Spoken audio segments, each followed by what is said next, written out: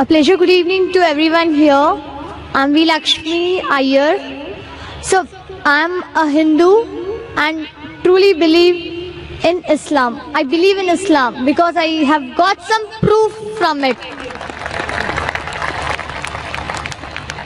So, when you said God is one, religion is one, let me take an example of three people, a Hindu, a Muslim and a Christian.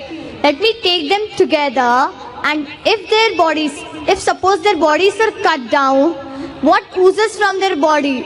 Only blood, and it's only blood. Not the milk, not the water, it's only the blood. When you cut down, only the blood oozes. Why do we differentiate when we depart the body? The Muslims go with burying, and we Hindus, we go by lighting the fire. The sister says that she appreciates Islam, she believes in Islam, and I congratulate you and I welcome you to the faith of Islam, submitting our will to Almighty God. The question asked by the sister is that a Hindu, Christian and a Muslim all have got the same body, same blood, same constituent. But when we die, why in Hinduism do we burn the body? Why in Islam do we bury? Let's analyze the pros and cons and you decide which is better. In Hinduism, also they say you can bury the children, etc.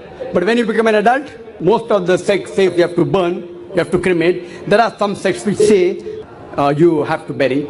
But let's analyze the pros and cons between cremation, that is burning, and burial.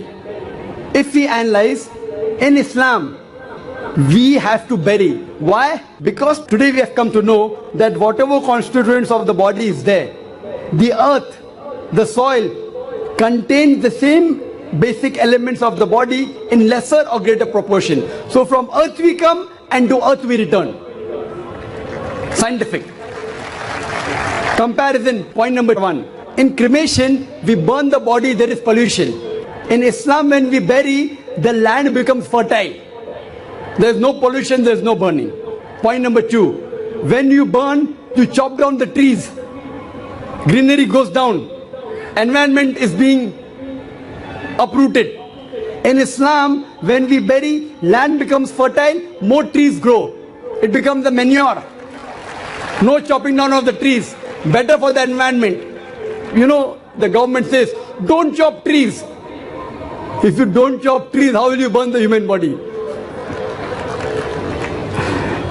Point number three, it is more expensive. According to Indian statistics, every year, crores and crores and crores, hundreds and thousands of crores, every day crores of rupees are spent. Every year, hundreds of crores are being spent only on the trees and burning the body. In Islam, when we bury, it is cheap, free. Point number five, when we burn, the wood becomes charcoal, ashes. In Islam, once we bury in the land, the same land can be used after a few years. It is forever.